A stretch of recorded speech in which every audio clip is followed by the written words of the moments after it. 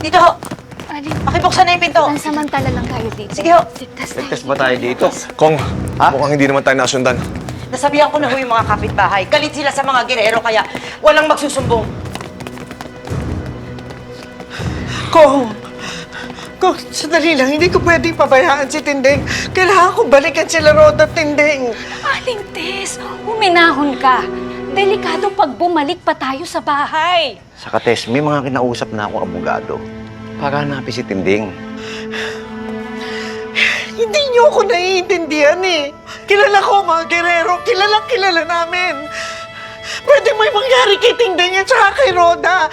Katulad nung kay Ponggay sa Zelda. Nawalan na ako ng 2 anak.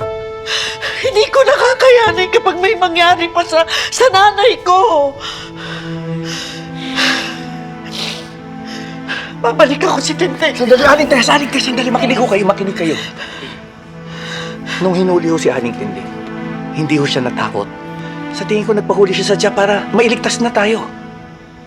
Saka Marites, nagpakulong si Tinding dahil alam niyang meron tayong malaking laban na harapin na kailangan nating ipanalo.